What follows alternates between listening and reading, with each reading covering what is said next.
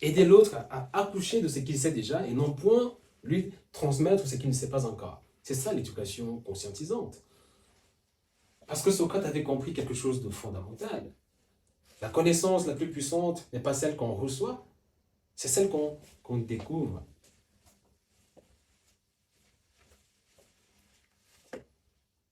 L'éducation la plus puissante n'est pas celle qu'on reçoit, c'est celle qu'on découvre. Et un enfant qui découvre, qui construit sa propre compréhension du monde à partir de sa propre expérience et donc de sa propre réflexion, ne mémorise pas. Il l'intègre, il l'incarne, il s'approprie, il devient cette connaissance. Il y a donc un effet au niveau identitaire. C'est la dimension identitaire de l'apprentissage. On en parlera dans un autre cours. Ce n'est pas la même chose. Ce n'est même pas comparable d'ailleurs. Un enfant qui a mémorisé la définition de la démocratie et un enfant qui a compris pourquoi Socrate a été condamné à mort par une démocratie n'ont pas appris la même chose. Mais ça ne va pas du tout.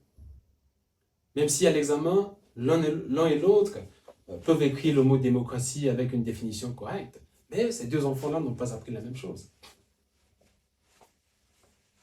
L'un est parti pour être un enfant libre et l'autre pour être un enfant obéissant au système.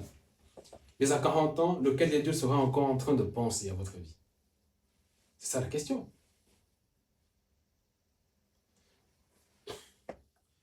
Je veux maintenant introduire quelque chose que la plupart des théories éducatives évitent soigneusement. Et je dis soigneusement en pesant mes mots, d'accord? Parce que ça dérange. Parce que ça touche à quelque chose de plus profond que la très chère pédagogie. Nous allons en parler maintenant.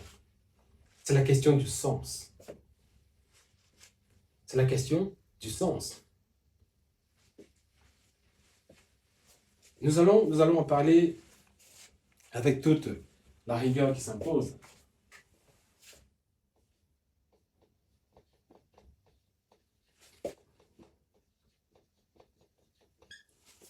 Viktor Frankl. J'ignore si vous avez déjà entendu parler de ce psychiatre autrichien, survivant des camps de concentration nazis. Il développe après la guerre une théorie, la logothérapie, qui repose sur une observation centrale. L'être humain peut survivre à presque n'importe quelle condition, à condition d'avoir un sens, à condition d'avoir un pourquoi, une raison. La logothérapie. Et son observation inverse est tout aussi puissante. Un être humain sans sens se dégrade, même dans des conditions matérielles confortables.